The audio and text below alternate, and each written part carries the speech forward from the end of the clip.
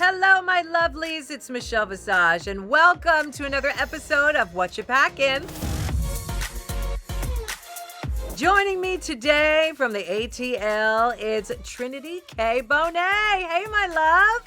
What's goody powder, auntie?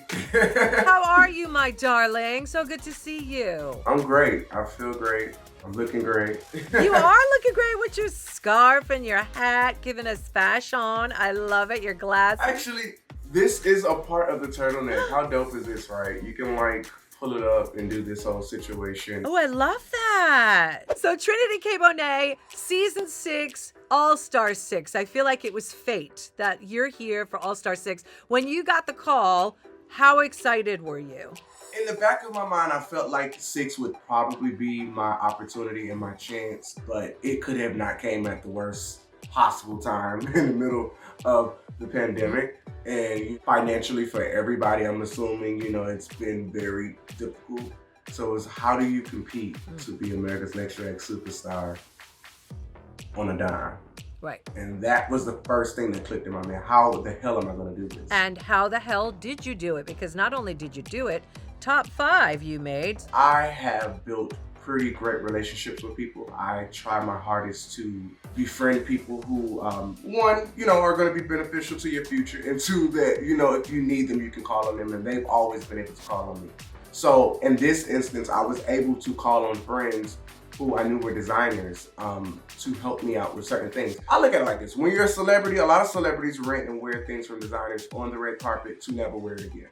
So that's how I looked at my experience on Drag Race. I was publicizing artists' clothing and putting it on the red carpet and, doing what I needed to do to look fabulous. Baby, I'm going to say this right now. I'm going to say it to you. I'm going to say it to the camera. There is nothing wrong with borrowing because on TV, you're right. It's rarely okay, so to speak, to wear things more than once, which I think is bull.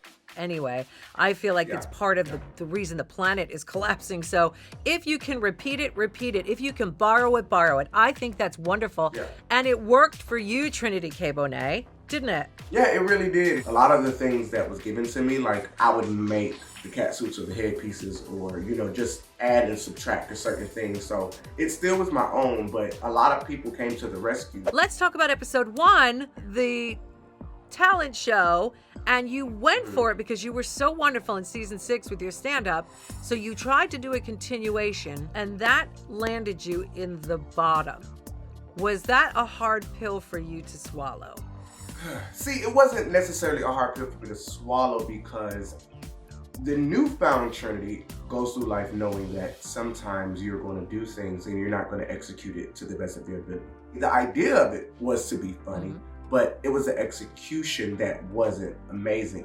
And that was just because I was in a state of shock that I was back. It had nothing to do with me remembering the routine. It was no, you are really back here. When you come into these competitions, you go in with every great intention, and you have to. In this case, nobody was really terrible. It was just a matter of who's better. When you get to an all-star situation, you are all amazing. You had a win where you had to lip sync against your season 6 sister, Laganja. What was that like for you? I remember seeing your face and you're like, okay, no. See, Auntie, I'm a realist, and I know me, and I also know other, and I give people their G. Right. Automatically off the rip, I had already knew this. Yeah, I can hang these $10,000 up. I can hang this up, and I was okay with it. Right. Everything that I experienced on All-Star 6, I was okay with. The only thing that played a hard factor for me was the voting process. And that was because a big contingent of me being there was to gain sisterhood and friendships. So it made it very difficult to compete against people and have to judge them at the same time and have them question your integrity because, they're forgetting that this is a rule in the competition. This is like a game of Uno. How you gonna get mad at me because I put a drop 4 down? That's how the game goes. You have to. We didn't write these rules. Right. These rules were given to us, so you have to follow it. So I judged based off of track record from the beginning to the end, on my opinion as a judge. Because now you've given me power to judge this individual. So I judged based off what I saw walking from the front door to the reading challenge to the variety show, from the commercial, and that's how I was able to evaluate the person that I saw. And you are a pageant competitor, so you know how these things work. You've seen it, you've been through it, you know. But what I see before me right now is a grown-up, transformed Trinity Cabonet, somebody who has become a little older, a little wiser, and you know how the game is played. That's how I try to judge people on what is put in front of me. Not if I like them, not if I don't like them, the drag and the performance that's put in front of me. That's what it's about. So you chose to send Jan home, and that was your prerogative. That's what you did. Jan, to me, was a top contender. When I saw her binder and her organization and how serious she was, it just goes to show you how much of an artist she is as a person. It's nothing personal, because I bow down to this young woman on television. And I meant that. That wasn't for and giggles. She genuinely is the. Let's talk about something else that was great. Your Beyonce in the halftime challenge. You were able to do Beyonce proud. How happy were you that you were able to get that done? The whole aesthetic of the performance and the lights, like it was something I had never did before. And I was actually a real nervous wreck. Oh. Because you don't get much time to, of course, learn your choreography. And it wasn't much, but it's still that pressure. Yeah. That was one of the few challenges that was yo. And let's see, no sleep, exhausted. Right. I slept halfway through everybody else's stuff. I was it was a lot for it to happen on the show, where even to this day, people still make fun of me because of what Bianca said. It was full circle. They can make fun of all they want, but you done slayed the house down. That was amazing, Trinity. Thank you so much.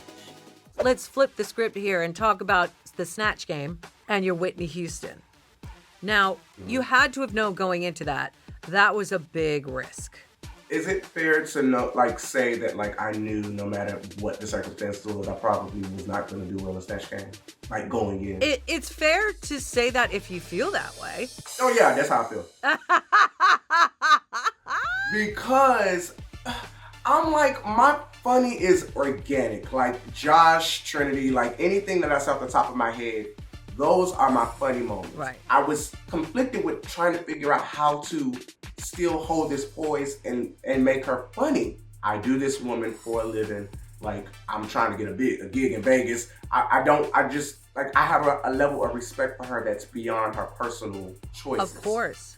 But I was comfortable in the Snatch Game because the people that were surrounded by me were funny.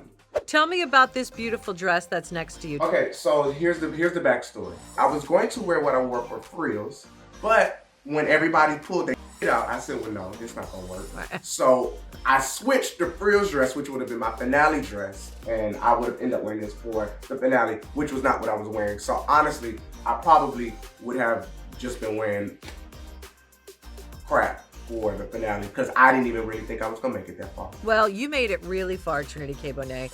You made it to 5th place, and that is amazing. I hope you are as proud of yourself as I am of you. You have grown as a queen. You have grown as a human. I just think that you are wonderful, and I loved being able to judge you and see your craft. It was just amazing and remarkable. Thank you so much for spending time with me today. I am super excited about everything that you're going to do and the world getting to see the real true talent of Trinity Cabonet. So thank you so much, darling. Well, thank you for giving me the opportunity to show you my growth and see the young man that I've developed and still developing to become. Oh, you really are, and I'm so proud of you, honey. So thank you so much. Thank you, Auntie. Girl, you look good. Thank you. Go on. And thank you all for joining me for another episode of Whatcha, Packin. I'll see you next time. Bye.